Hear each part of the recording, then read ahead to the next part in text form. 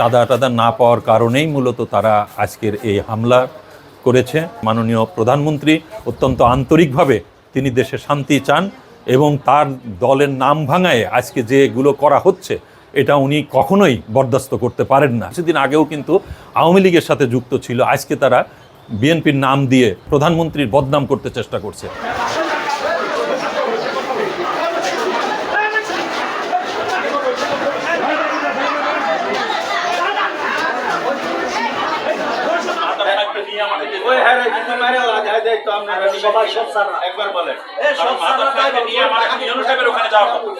না আমি তো যাবো, আমি মাহাতার সাহেবকে নিয়ে যেতে হবে। তো বাবারে তুমি বোঝো না কেন, আমাকে ইউনো সাহেব পাঠাইছে।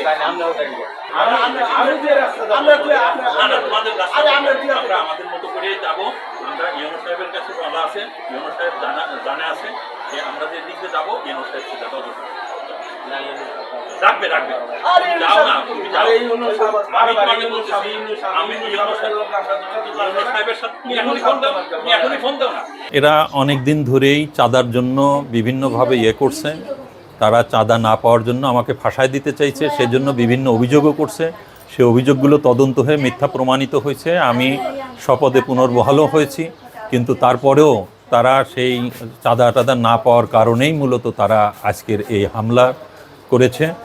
এবং এই হামলায় আমি বিচার চাই।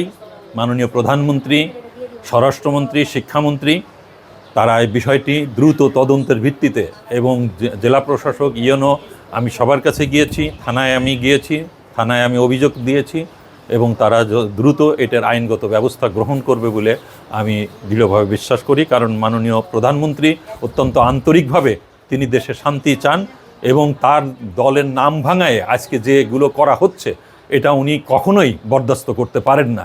কারণ একটা দেশের এভাবে মব সৃষ্টি করাটা এবং দলের পরিচয়, তারা কিছুদিন আগেও কিন্তু আওয়ামী লীগের সাথে যুক্ত ছিল, আজকে তারা বিএনপির নাম দিয়ে তারা এই দলটাকে ক্ষতিগ্রস্ত করতে চাচ্ছে, প্রধানমন্ত্রীর বদনাম করতে চেষ্টা করছে।